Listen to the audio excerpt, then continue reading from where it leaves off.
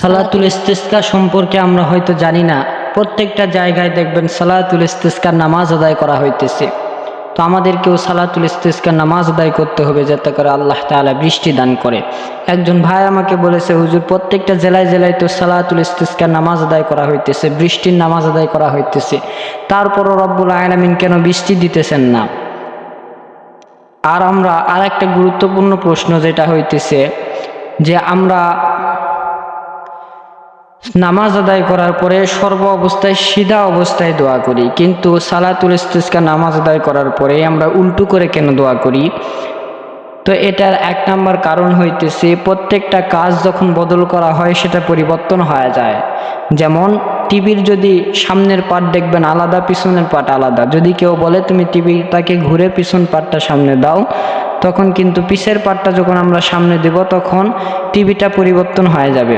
তো সেই রকমই আমরা যখন গুনার বোঝা মাথায় নিয়ে আল্লাহ তাআলার কাছে হাত তুলব, যাতে করে আল্লাহ তাআলা আমাদেরকে বদল করে আমাদের জিন্দেগির সমস্ত গুনাহ মাফ করে দিয়ে আমাদেরকে ক্ষমা করে রহমতের বৃষ্টি নাজিল করে, এই কারণে সিধা দিকে হাত উত্তোলন না করে আমরা উল্টো দিকে হাত উত্তোলন করি।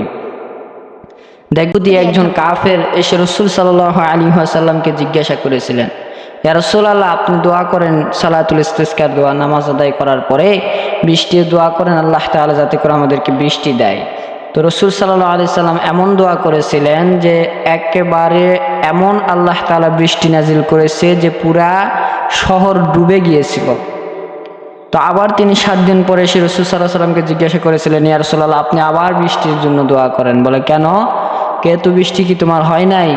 তখন সে বলেছিল, ইয়া রাসূলুল্লাহ, বৃষ্টির জন্য আপনি দোয়া করা মাত্র আল্লাহ তাআলা বৃষ্টি নাজিল করেছে, রহমতের বৃষ্টি। আল্লাহ তাআলা আপনাকে কতটা মহব্বত করে। তো আমাদের এখানে প্রশ্ন হলো, প্রত্যেকটা জায়গায় সালাতুল ইস্তিসকার নামাজ আদায় করার পরে দোয়া করা হইতেছে, তারপরেও বৃষ্টি কেন হইতেছে না? আল্লাহ কি দোয়া কবুল করতেছে না? তাহলে সব হুজুর কি ভুয়া? না, এরকম মন্তব্য করা যাবে না। সব হুজুর ভুয়া না। হুজুরদের মধ্যে আল্লাহর ওলি আছে, সাধারণ মানুষের ভিতরে আল্লাহর ওলি অবশ্যই আছে। দেখবেন আমাদের মধ্যে এখন বিভক্ত হয়ে গেছে, আমরা অনেকে বৃষ্টি চাইতেছি, অনেকে আবার চাইতেছি না। যাদের ধান কাটা শুরু হয়ে গেছে এরা বলতেছে এখন বৃষ্টি না হোক।